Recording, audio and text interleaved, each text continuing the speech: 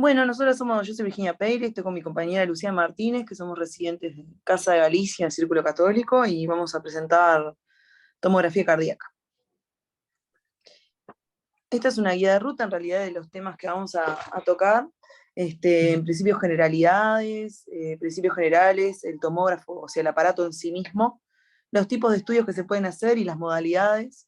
Después algunas adquisiciones respecto al paciente, como son la preparación y las contraindicaciones del estudio, y las indicaciones en sí misma del estudio, en qué situaciones lo indicamos, y qué queremos valorar. Bien.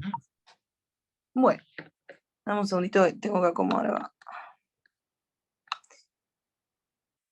Bueno, en principio decir que respecto al tomógrafo, que es un estudio que se utiliza radiación ionizante con una fuente emisora de rayos X, que es rotacional y que estos rayos X son captados por una serie de detectores que registran la atenuación de los rayos de diferentes ángulos y mediante algoritmos se reconstruyen imágenes a partir de esto. ¿Tá?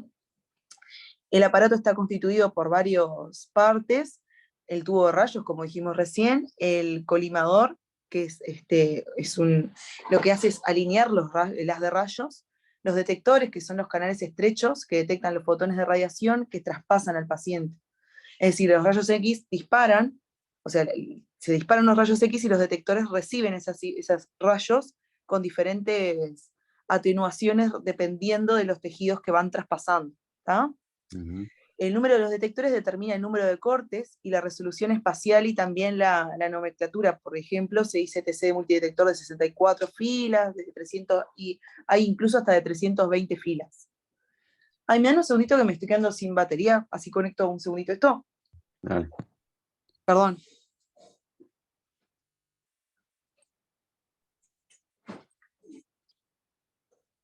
Dale.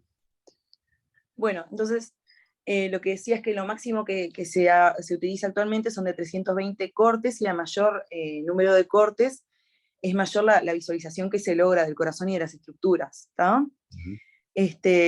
Además de que con el mayor número de cortes se reduce el tiempo de adquisición y la exposición a rayos y contrastes, es lo que se vio. Se ha definido que el mínimo necesario son 64 canales para los cortes. ¿Tá? Y otra parte también del aparato es la mesa en sí misma, que es donde se coloca el paciente. La densidad anatómica del tejido, que es lo que complicado. La densidad anatómica es la que se encuentra contra el haz de rayos X. ¿Tá? Y eso determina una atenuación. Cada tejido tiene un diferente valor de atenuación. Como podemos ver en esa tablita, vemos que el hueso es el que tiene mayor valor de atenuación. Y esto se habla en unidades Hounsfield. ¿Tá? Los diferentes tejidos tienen diferentes niveles de unidades, según qué tanto penetran los rayos X. Claro. Bien. La siguiente, Lu. Eso va a ir a una escala de grises, ¿verdad? Entre el negro y el blanco hay toda una escala de grises que el ojo humano no puede detectar, pero el aparato sí. El aparato detecta, no sé, miles de fragmentos, de tipos de escala, o de tonos diferentes. A diferencia del ojo humano, que puede detectar unos pocos, el aparato puede de alguna manera detectar muchísimos más. Y eso permite de alguna manera cuantificar, ¿no? Cuantificar la atenuación, Claro, la atenuación, las densidades, por así decirlo, la sí. densidad seguro de cada tejido. Exacto. Bueno, respecto a esto, es una técnica, la tomografía cardíaca, es una técnica de alta resolución temporal y espacial.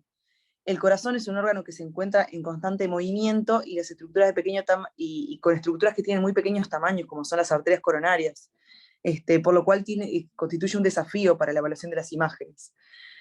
Por lo tanto, es importante esto, que tenga una alta resolución espacial y temporal. Cuando hablamos de resolución temporal, estamos hablando del tiempo requerido para la obtención de las imágenes, que permite reconstruir las imágenes.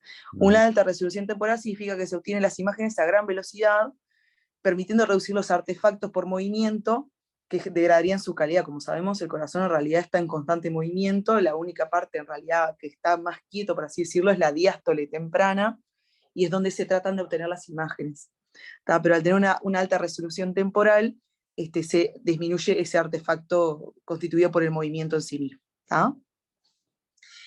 Se ha visto que ahora con el avance de la tecnología es posible realizar el estudio en un solo latido cardíaco. Antes era como que se hacían en varios ciclos, en varios latidos cardíacos, como que se repetían las imágenes. Claro. Y después también es un estudio que tiene una... Perdón. No, Sí. no, dependiendo del tipo de aparato que se use, ¿no? Se puede llegar a captar el corazón entero, el volumen entero en un ciclo. Sí, con aparatos Exacto. mucho más Como modernos. hablábamos hoy, el ¿Eh? número de detectores, que según el número de detectores que tenga, Claro. eh, Y además hay aparatos que tienen dos fuentes, ¿no? Que a pesar de no tener tantos detectores, pueden de alguna manera tiene una fuente acá que emite rayos y otra acá. Y en ujú. media vuelta pueden capturar ellos mismos, ese mismo aparato puede capturar el volumen completo, ¿verdad? Este, Exacto. Y bueno, después también es una técnica que tiene una alta resolución espacial. La resolución espacial en realidad lo que hace referencia es a la distancia mínima en milímetros que hay entre dos puntos que se identifican como separados. A claro. mayor resolución, mayor detalle anatómico. Y como, por tanto, al tener una alta resolución permite ver estructuras chicas como son las arterias coronarias. Y que Que por aparte, eso, ahí va, y sirve como para verlo en todas las dimensiones, ¿no? Que es importante en el caso de las arterias, las válvulas y todo. Con la tomografía se puede reconstruir todo Ahí con está, un detalle y de todos los ángulos, claro, digamos. ahí está. Lo que tiene, a diferencia de la resonancia, la tomografía, es que la tomografía adquiere un voxel, un volumen, ¿verdad? Ujú. Claro. La resonancia o sea, la resonancia uno tiene que planificar la imagen y siempre son imágenes en 2D. O sea, uno tiene que, cuando planifica la imagen, cuando planifica el estudio, va a hacer determinados cortes, pero no volumen, no adquiere volúmenes, a diferencia de la tomografía que sí, adquiere volúmenes y toda esa información está ahí y uno la puede de alguna manera obtener, ¿no? A través de reconstrucciones. Es igual que el eco 3D, adquiere volúmenes y uno lo puede sacar, los datos están todos ahí, digamos. No, y lo otro, lo temporal es la capacidad de discriminar dos eventos, ¿verdad? En el tiempo. Esa es la resolución claro, temporal, ¿verdad? bien. Y lo otro que es importante en realidad, que lo dice arriba del todo, pero es que lo que más Mm, tiene de distinta la tomografía cardíaca a una tomografía en cualquier otra parte del cuerpo es que se sincroniza con el electro claro, para poder Y eso, tener estas buenas imágenes, ¿no? Y poder claro, tener buenos resultados. claro. eh, eso lo Porque, ¿qué iba a decir un pasa? poquito más adelante, sí, pero el tema del gatillado, que está gatillado según el ciclo cardíaco. Ahí claro. está, bien. Sí, Paso, Vicky. sí. Es una técnica que tiene una baja resolución de contraste. Cuando hablamos de resolución de contraste nos referimos a la capacidad de diferenciar composición de diferentes tejidos. Esto en realidad es porque la atenuación de los rayos es igual tanto para la sangre como para el miocardio, pero podemos como saltear esta dificultad con la administración de contraste, inyectar contraste Ujú, en una vía periférica y por lo tanto se aumenta la atenuación de la sangre y eso permite diferenciar lo que es miocardio de sangre y así es como podemos ver el realce diferente de la sangre versus el miocardio y las arterias coronarias también, porque se tiñen las arterias coronarias. bien. Este, bueno, esto es una disquisición en realidad, pero que tal, nos pareció que estaba bueno decirlo, que tienen que obtener las imágenes cuando el contraste llega a la aorta ascendente a los 15 a 25 segundos posteriores a la inyección de la vena periférica. Y así se permite visualizar bien lo que decíamos recién, las cavidades cardíacas, las válvulas, los grandes vasos y también incluso las luces de las arterias coronarias. Claro. Cuando no se hace en realidad es la inyección de contraste es cuando se quiere buscar el cárcel lateral coronario. Claro. Claro, vieron cómo es. Uno, dependiendo de lo que quiere evaluar, puede colocar un detector, digamos, que es un volumen de muestra que rastrea, habitualmente se coloca en la aorta, que puede ser en la aorta ascendente o descendente, y de alguna manera ese detector, cuando llega a determinado número de unidades de Hanfield, dispara, ¿no? Asume que así llegó a la aorta, determinado número de unidades de Hanfield, las cavidades izquierdas están óptimas, ¿verdad? Si uno quiere evaluar en las cavidades derechas, los tiempos son diferentes, la localización del rastreador va a ser otra también. Sí, No, todo eso se configura en el software, ¿no? Antes de... seguro, todo eso O antes. sea, son los diferentes protocolos que existen según lo que uno quiere ver. Ahí está. Que ahí varía, ¿no? Todo, inclusive cuánto de radiación, el tiempo de exposición, todo, ¿no? Exacto. Ya están predeterminados la mayoría. Ujú. Sí. Bueno, respecto a los tipos de estudio, en realidad acá está lo que estábamos diciendo recién, que siempre es un estudio que va a ser gatillado, porque es la forma de realizar diagnóstico con imágenes al mismo tiempo que se suscita con la actividad eléctrica. Ujú. Bien. Tenemos estudios que son prospectivos y retrospectivos. Los prospectivos nos permiten una evaluación de la anatomía cardíaca y coronaria. Se suelen realizar en diástole, que era lo que decíamos hoy, porque es el tiempo de menor movimiento cardíaco y tiene como ventaja que requiere menor dosis de radiación. Y es una Claro, técnica que se elige sobre todo en personas jóvenes y mujeres en edad fértil, justamente por esto, por el tema de la radiación. claro. Porque, ¿qué pasa?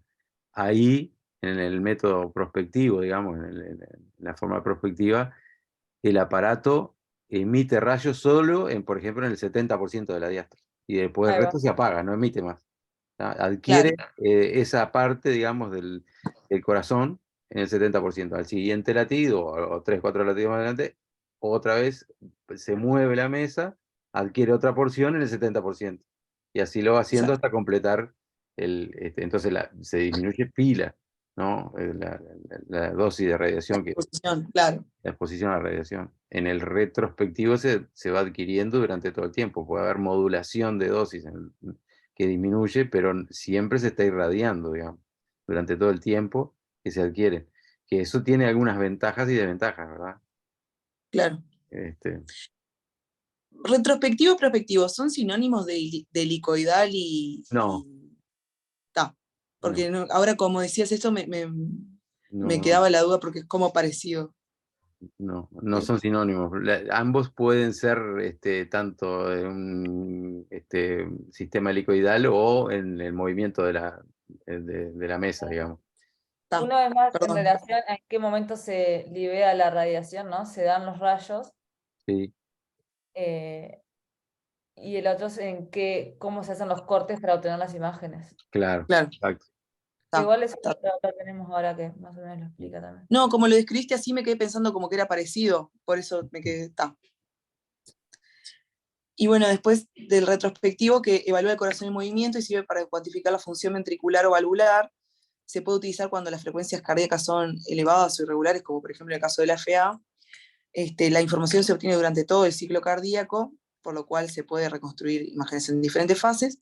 Y la una ventaja es que permite las imágenes, escoger imágenes con menor movimiento en la modalidad de cine, y una desventaja es que utiliza mayor dosis de radiación. Ahí está. La siguiente, Luli. Claro, Bueno, acá entramos en por lo del... ejemplo, en el retrospectivo, si uno habitualmente piensa que la diástole en el 70, por ahí 60, 70% de la diástole es donde se obtienen las mejores imágenes, por ejemplo, de las coronarias, ¿no?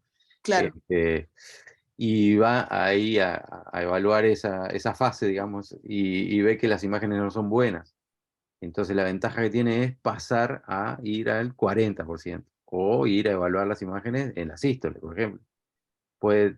Entonces, porque va a tener información, a diferencia del prospectivo que no va a tener información de otras fases, y por lo tanto, si queda mal ahí, no lo puedes arreglar. En esta tenés la chance de evaluar las imágenes en otra fase del ciclo que sea mejor, con mejor definición, digamos, que haya quedado mejor. Claro, a costa de irradiar mucho más, ¿no? claro, sí, sí, sí.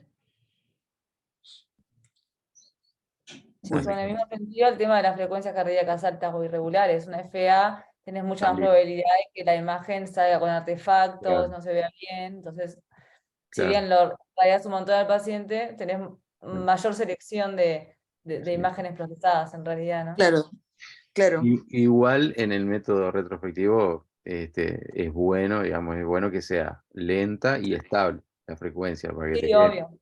Sí, sí. Lo ideal es que sea una frecuencia lenta y además regular. Menor a 5, ¿no? ¿Eh? Menor a 65 creo que se Claro, dice. alrededor de 60, por ahí 65 también. Bien. Bueno, después, respecto a las modalidades de estudio, están la helicoidal y la secuencial. ¿Seguimos? Sí, sí.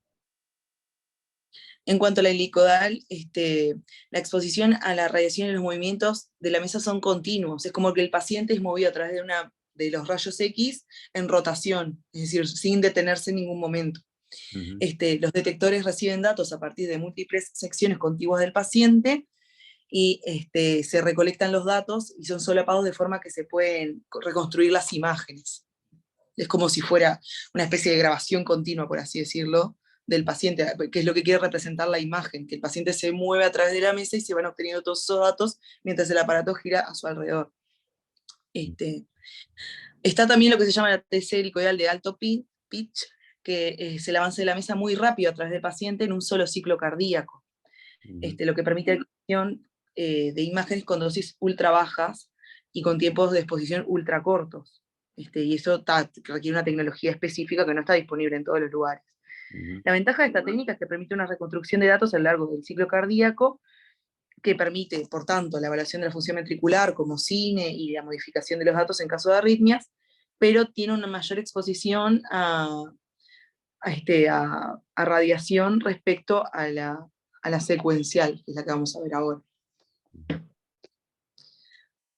La secuencial, los disparos son consecutivos, es como que el paciente va pasando, frena, un disparo, sigue de nuevo, frena, un disparo, así como que se va moviendo justamente secuencialmente el paciente, pero en el medio no hay exposición a la radiación, porque es como que se apaga el tubo de rayos, se mueve un poquito y de nuevo dispara, y así varias veces.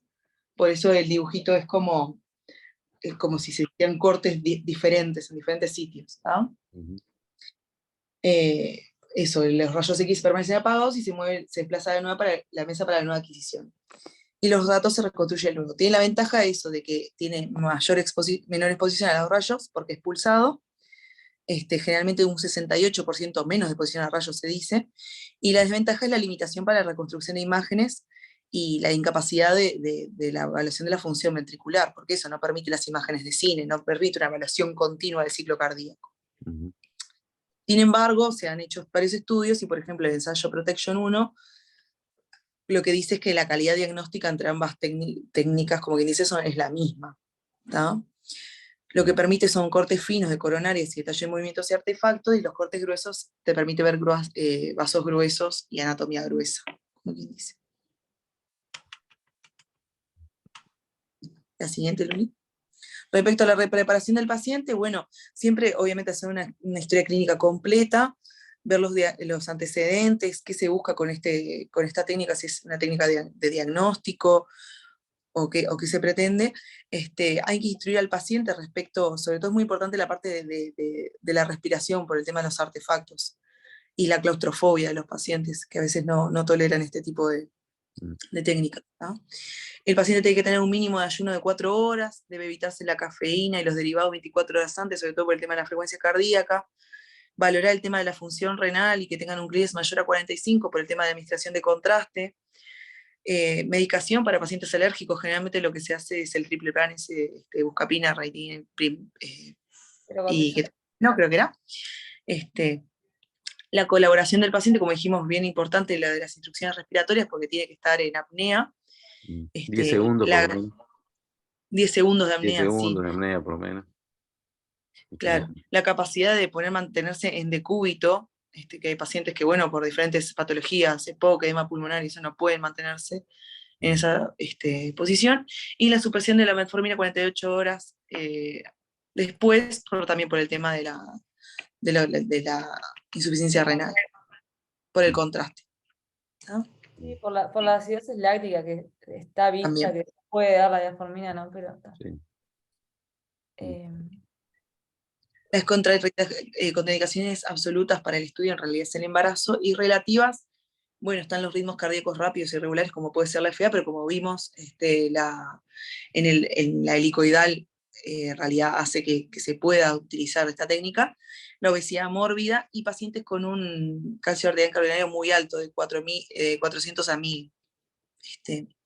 En caso de pacientes con frecuencias cardíacas altas, se puede administrar beta-bloqueante, ya sea vía oral o intravenoso. Lo que se pretende es una frecuencia cardíaca de 65 ciclos por minuto, es lo ideal o menos. También se puede hacer una administración de nitroglicerina sublingual para aumentar el diámetro de las arterias coronarias, y por tanto y reducir el ruido, permite una mejor visualización de las arterias, pero antes de la administración de la misma, obviamente hay que hacer cribado de pacientes con contraindicación para nitratos, como puede ser los que utilizan sildenafil. Bien.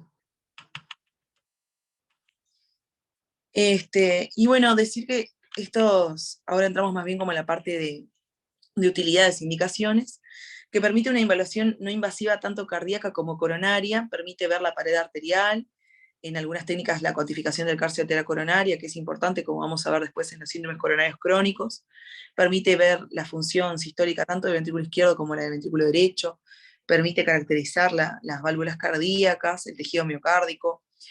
Hay estudios que muestran que se puede ver la fisiología coronaria con imágenes de perfusión, que es como que hacen una cosa parecida como a un...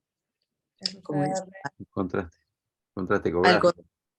Sí, como que permite, por lo que entendimos nosotros, como hacer una especie de FFR, pero con la Sí. tomografía. Sí, Sí. se puede. Sí. Y bueno, y obviamente también su importancia en los síndromes aórticos agudos y en la embolia pulmonar. Tiene 7 categorías de indicaciones, como que son la enfermedad arterial coronaria en pacientes sintomáticos, sin cardiopatía conocida, la evaluación del riesgo de enfermedad arterial coronaria en pacientes asintomáticos, la detección de enfermedad arterial coronaria en otras condiciones cardíacas concomitantes, por ejemplo, no sé, estamos haciendo una evaluación de un paciente para una TAVI, nos permite hacer una evaluación no invasiva de las arterias coronarias, la utilización de angiotomografía tras el resultado de otras pruebas, la evaluación tras una revascularización, ya sea con angioplastia o cirugía. También, de nuevo, lo que decíamos, evaluación de estructuras cardíacas y evaluación de estructuras intra y extra cardíacas y su relación con ella. Por ejemplo, no sé, si tenemos un tumor que compromete las cava o un tumor que compromete bronquiofuentes y su relación con las estructuras cardíacas en sí mismas.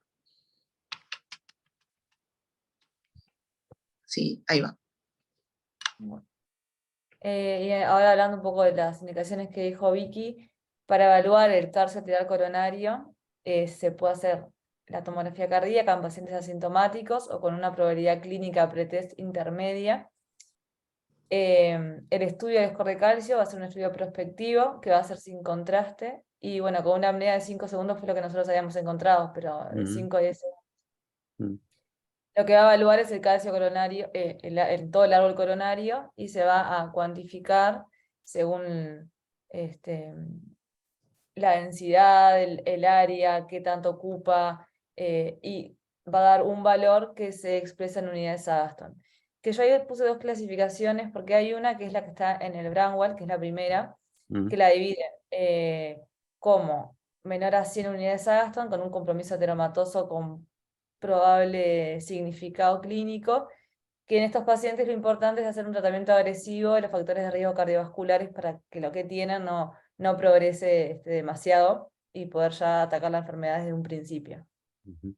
Entre 400 y 1000 se requiere evaluación diagnóstica adicional, algún otro estudio, un cateterismo, no sé, algo para ver qué hay más allá de lo que vemos de la enfermedad coronaria, y mayor a 1000 es un compromiso arteriomatoso severo, y en este caso se suspende la fase contrastada de la angiografía coronaria, de la angiotomografía, porque mucho calcio no va a permitir distinguir bien en realidad si es lesión, si es calcio, o qué es lo que se ve bien.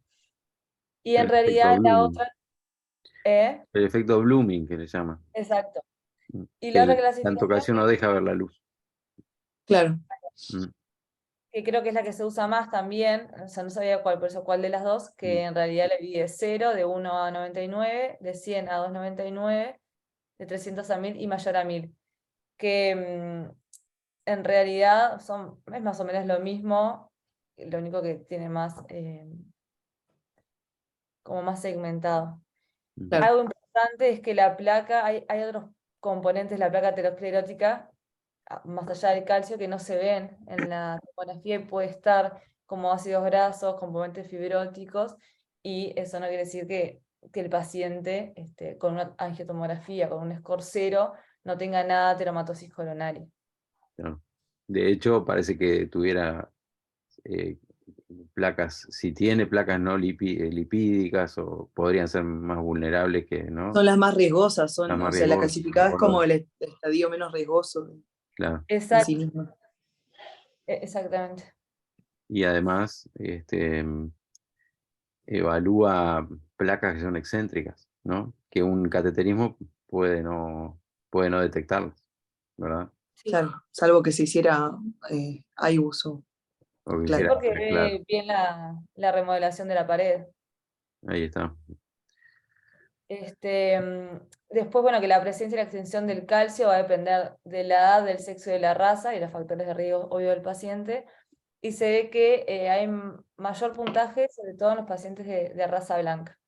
A lo contrario que por lo general vemos siempre en toda medicina que son más riesgo, más puntaje, lo que sean los pacientes de raza negra, en este caso es raza blanca. Y hay mayor riesgo clínico asociado, obviamente, a enfermedad, mayor calcio en más vasos, más número de lesiones calcificadas y la presencia de calcio parcheado difuso. Ujú. Entre estudios puede haber una variabilidad de un 10 a un 20%, pero en realidad sí, se obtienen buenas imágenes con una buena frecuencia cardíaca, como veníamos diciendo hoy, en realidad son los resultados muy parecidos. Y puede existir sobreestimación del calcio si se incluyen en el estudio otras estructuras calcificadas como la pared de la aorta, la válvula aórtica o la mitral. Como ahí les pusimos una imagen que se ve calcificación extracoronaria, o sea, se ve ahí marcada el anillo mitral, Ajá, la válvula aórtica, la aorta descendente como placas de calcio que hay que claro, tener bien claro que si a la hora de discriminar si forma parte del árbol coronario o no.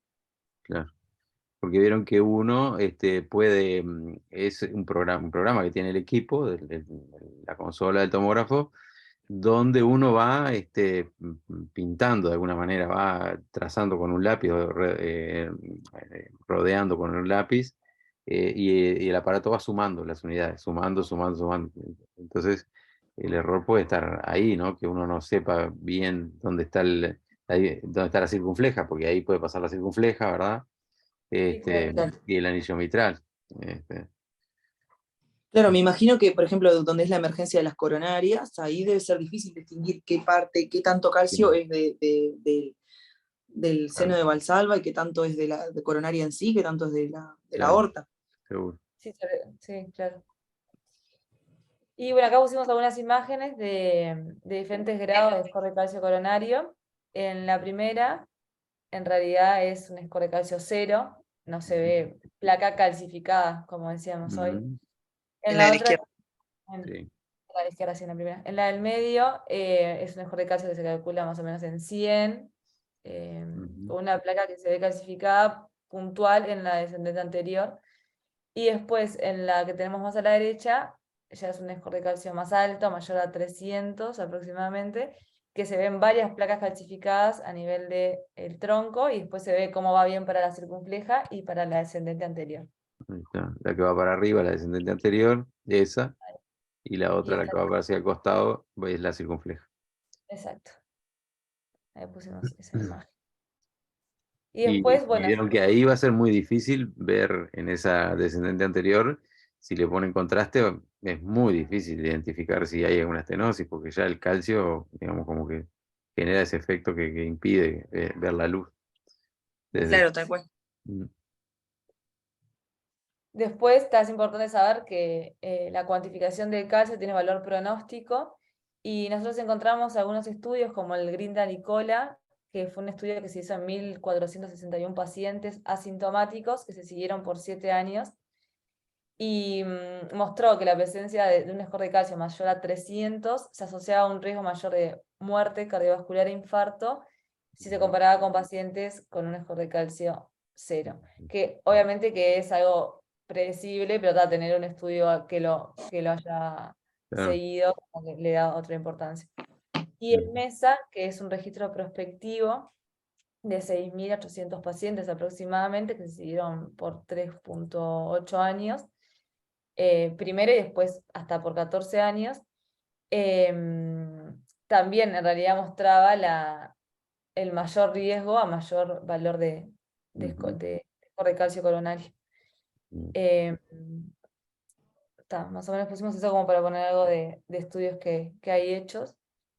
Claro, de estos, en realidad de estos estudios es de que se desprenden un poco esos valores de corte y cómo tiene un valor pronóstico el score de calcio coronario.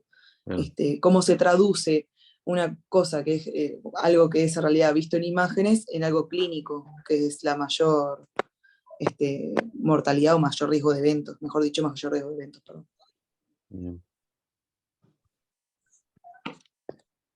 Después es importante también que frente a un paciente que le hacemos una tomografía coronaria puede reestratificar el riesgo cardiovascular, sobre todo en los pacientes que nosotros tenemos como pacientes de riesgo intermedio, que puede hacer que suban o bajen de ese escalón, digamos. Hasta en un 50% se vio que se han reestratificado pacientes. El score 0, que es lo que estábamos hablando un poco hoy, son pacientes con menor riesgo de eventos, pero que igual están por el tema de las otras placas que hablábamos. Y en realidad esto es un poco más lo que estamos hablando de la progresión a los años de estos pacientes estudiados, del MESA y eso. No sé si vos querés decir algo de... Una cosa interesante es que si ustedes comparan, porque los pacientes de riesgo intermedio muchas veces, a veces con síntomas o síntomas atípicos, son los destinados a los estudios de estrés, ¿no? Sí. Y una cosa interesante es que la tomografía, si está hecha, digamos, si es con una técnica adecuada y todo eso, puede ser superior a las técnicas de estrés en la identificación de lesiones, ¿no? De lesiones, no de isquemia, pero sí de lesiones significativas, lo Significativas, cual es claro. más o menos seguro. Sí, yo creo que es mucho mejor, o sea, es mejor indicarlo. El tema que tenemos es La la disponibilidad. disponibilidad y la accesibilidad de los pacientes, ¿no? A la Sí, tomografía. Porque es sí, mucho más fácil capaz que pedirle un centellograma, claro, no sé, un ecoestrés, alguna otra cosa, sí, y no la tomografía, que bueno, sí, es más eso difícil. sí. Mm. Pero ya la vamos a tener. Ujú. Bueno, después la guía de síndrome coronario crónico del 2020 recomienda, tiene como clase 1, nivel de evidencia B,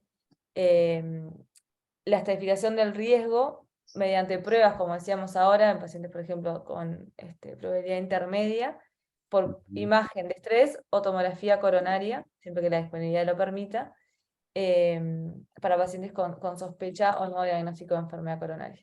Mm. Y para el cribado, en sujetos asintomáticos, se puede considerar la determinación de calcio coronario por tomografía como modificador del riesgo en la evaluación del riesgo cardiovascular del paciente, con una clase 2B en nivel de evidencia B.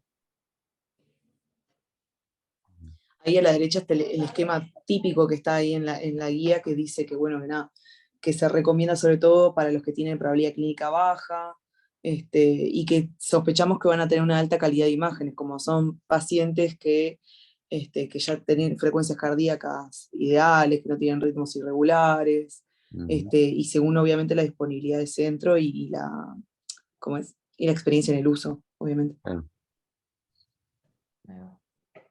Ahora podés como Y sobre todo también eso de, sí, en pacientes que no tienen historia de enfermedad arterial coronaria, por eso de las calcificaciones que decíamos. Pacientes con antecedentes no va a tener tan buena, no se van a ver también las imágenes, por eso que decíamos que probablemente hay más chance que tengan calcio Claro. coronario aumentado. Los renales, por ejemplo, tienen un problema, porque además del contraste, ¿no? La inyección de La contraste, tienen calcifilaxia, arterias calcificadas y todo eso. No son pacientes muy candidatos, muy buenos candidatos, ¿no? claro, tal cual.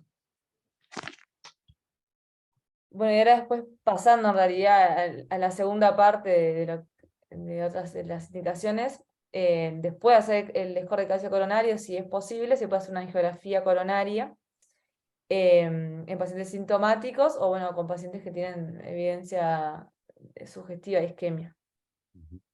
Y ahí, bueno, ya evaluamos primero el calcio y la angiografía coronaria va a evaluar si hay estenosis o hay oclusión coronaria. Puede ver también la característica de la oclusión, si es aguda o crónica, según si se ve en circulación colateral, en forma de ovillo, todo cosas que dan elementos sugestivos de algo crónico, por ejemplo. Y bueno, como limitación de la angiografía coronaria, 4% de los segmentos pueden no verse, inclusive en condiciones óptimas de ritmo cardíaco a frecuencia, y un IMC óptimo, que lo importante en realidad que hablábamos del tema de la obesidad es que no permite la buena penetración de los rayos, entonces no va a dar buenas imágenes, es sobre todo por eso. Los pacientes obesos tienen que recibir mayores dosis de radiación, ¿verdad? Habitualmente Exacto. 120 kilovoltios. Y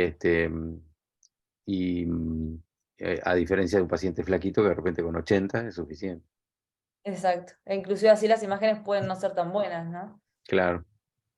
Y bueno, también otro tema que no dijimos, pero es el tema del peso a nivel de la mesa del También. tomógrafo. Eso también son cosas Sí, que hay que tener en también. cuenta cuando uno va a pedir un estudio, a ver si el paciente Claro. se puede hacer o no. Bueno, y también se ve reducción de la especificidad cuando hay mayor calcio, por todo lo que estuvimos hablando, y la obesidad.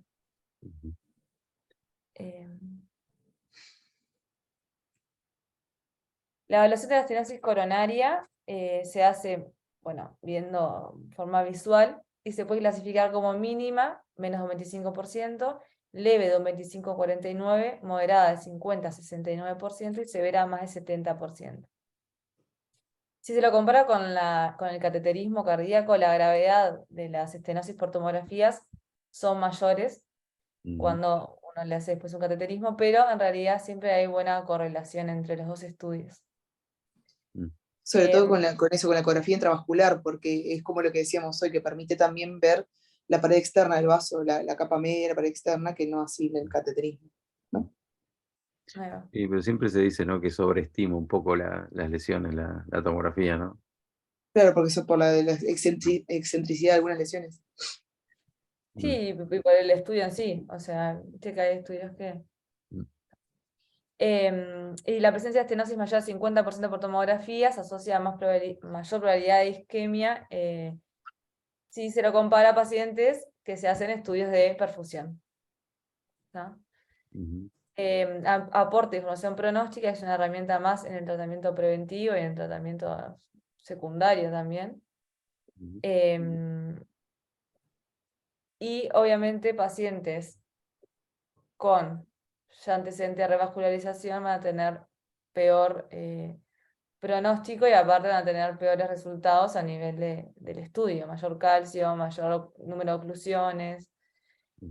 Y como decía, vi que hay nuevos métodos que combinan la angiotomografía coronaria con imágenes de perfusión en estrés, con vasodilatadores o con medición del FFR, que ofrecen una evaluación anatómica y fisiológica conjunta, que yo creo que ese es como a dónde vamos, ¿no? El cateterismo diagnóstico supongo que en algún momento no va a estar más y van a estar el estudio de tomografía anatómico y fisiológico, ¿no?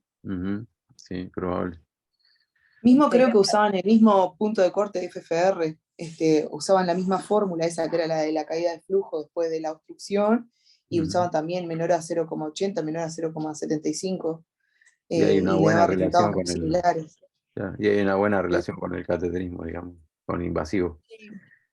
Creo que el mayor Hacían problema la misma ahora ecuación de Bernoulli con lo de la caída de flujo, y tenía buena relación, sí. Pero eso es como que estaba en vías de estudio y todavía no había mucha, o sea, no es lo más común de hacer. Nosotros menos, que todavía recién estamos entrando en la tomografía. Claro. Sí, el mayor problema creo que es el tema de las imágenes del software en realidad, como para que se vea de una forma nítida y precisa. Cuando logren eso, ya está. Y después, Las placas no calcificadas, que eran las que estábamos hablando hoy un poco más anteriormente, son cualquier lesión en la pared arterial con una atenuación de los rayos X menor a la del medio de contraste, pero mayor a la del resto de los tejidos. Son difíciles de cuantificar y su detección requiere máxima resolución espacial, temporal y mínimo ruido en la imagen.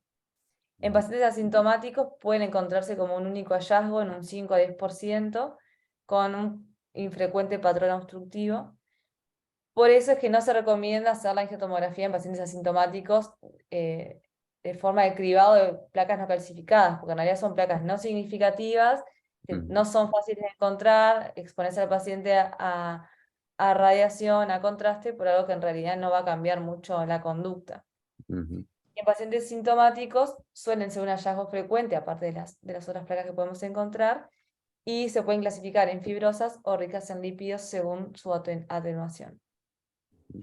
Obviamente las que tienen mayor riesgo de ruptura y van a conllevar a que exista un síndrome coronario son las placas con una atenuación menor a 30 unidades Hanfield, con remodelación excéntrica y con un patrón moteado de calcificación. Las fibrosas más o menos están en 100 unidades y las lipídicas entre 15 y 50. Después la tomografía también, otro de los usos que le podemos dar es para evaluar injertos coronarios post cirugía de revascularización miocárdica o por angioplastia. Está bueno su uso en pacientes que se van a reintervenir porque disminuye el riesgo en el perioperatorio. Tiene una sensibilidad y una especificidad cercana a un 100%, porque en realidad los injertos que se colocan tienen gran tamaño y poco movimiento, entonces se va a ver bien seguro en la imagen. En formato retrospectivo evalúa la presencia de adherencia de estructuras con el esternón, cosa que es importante en el caso de una reintervención. Y si al paciente hay que hacer un recambio valvular, o bueno, hay que ver bien la indicación, pero en el caso de que exista mucho calcio, puede ayudar a uno a visualizar al cirujano dónde es el mejor lugar para hacer el clampeo aórtico, donde hay menor calcio. Y como limitación es la evaluación a nivel de la anastomosis por la presencia de los clips metálicos que nos van a producir ruido en la imagen y no vamos a poder ver bien qué hay a ese nivel. Y acá les pusimos unas imágenes que en la izquierda se puede ver tiene un stent, el stent. Exacto, un stent que está a nivel en realidad de un puente venoso. Que se puede ver permeable ahí, se ve bien los strats y el flujo de sangre por dentro. Después la otra. Una lesión no cálcica, ¿no? O más bien fibrosa o lipídica en el más distal, parece, ¿no? Exacto, exactamente. Y después en realidad las otras dos imágenes son lo que uno ve en lo que se vio en el cateterismo cardíaco. En realidad está en concordancia con lo que se vio en la tomografía.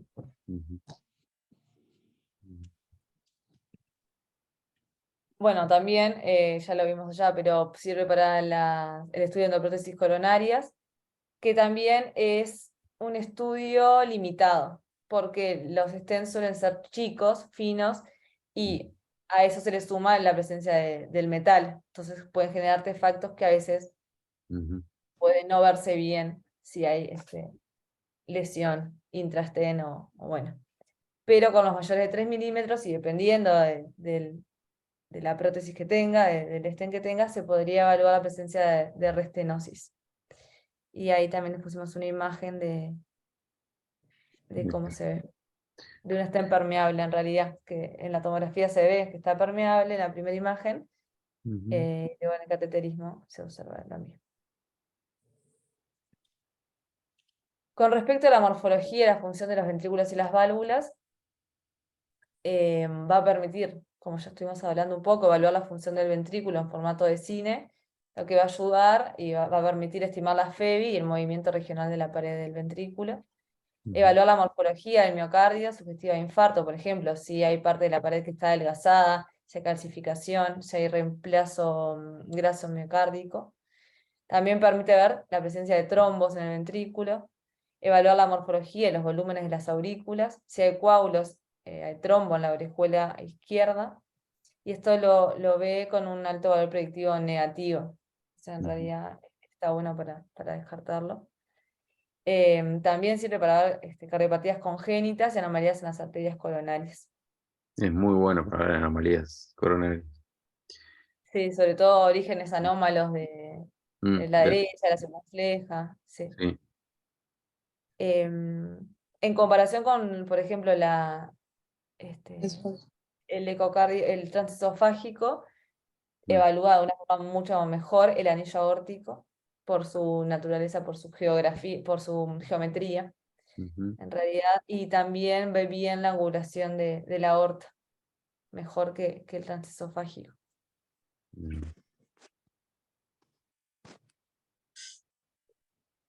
Bueno, entonces nosotros podemos evaluar las válvulas nativas y las protésicas.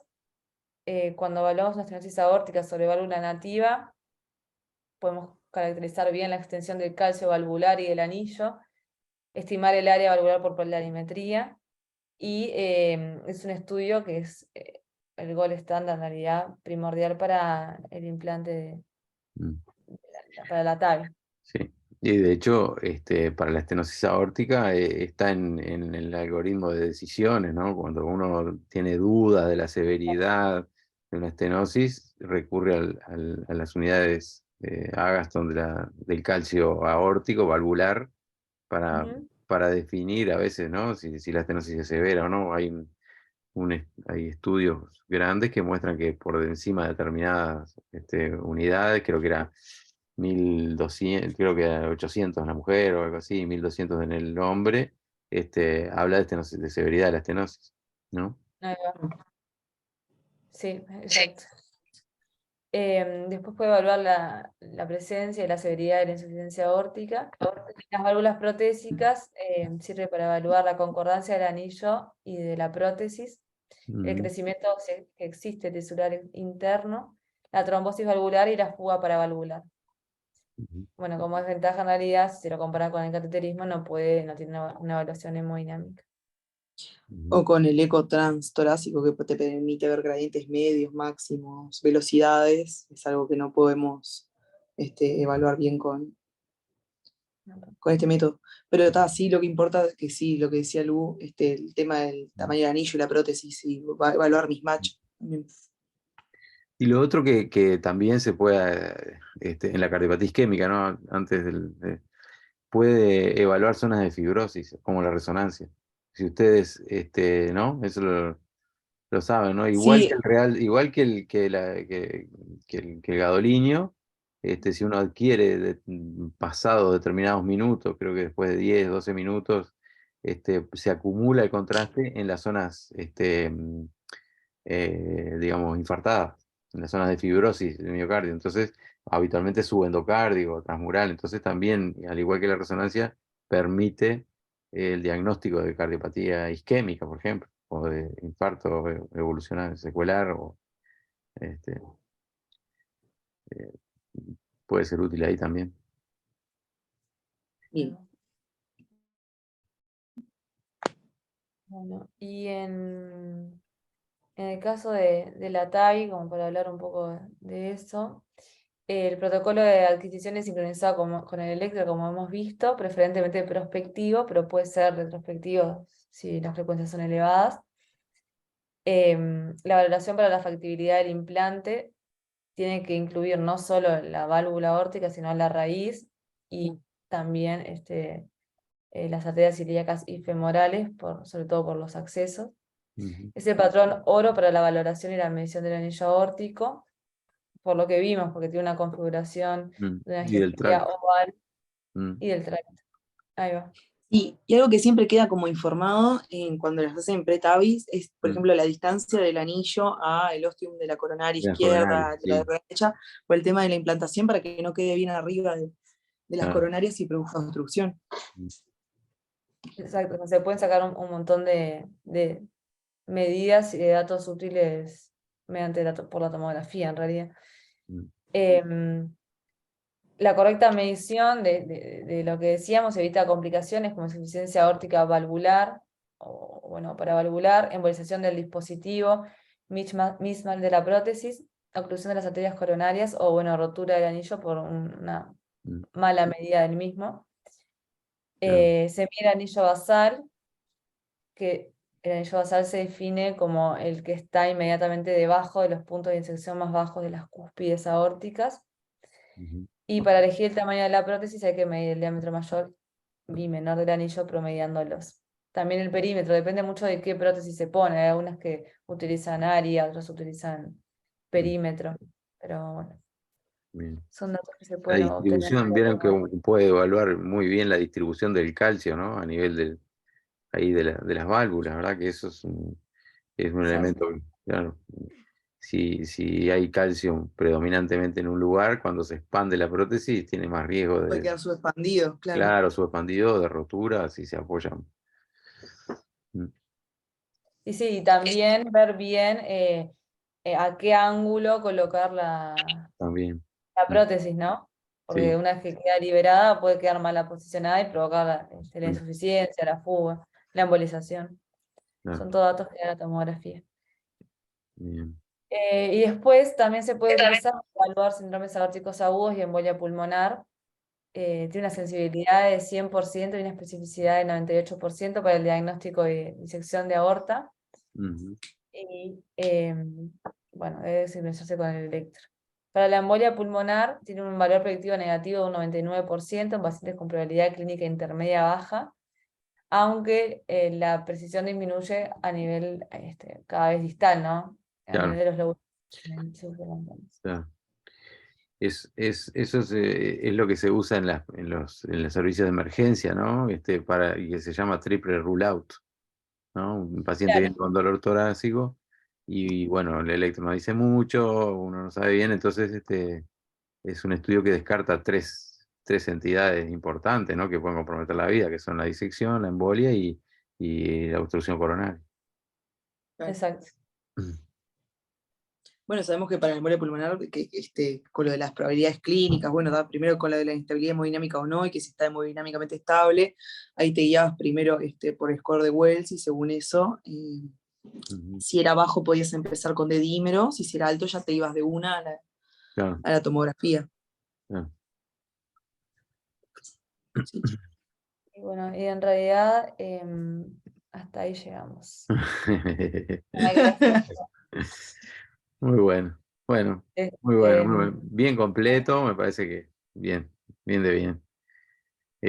Bueno, lo voy a tener en cuenta. Bueno, gracias. No sé si alguno tiene alguna pregunta. Creo que es una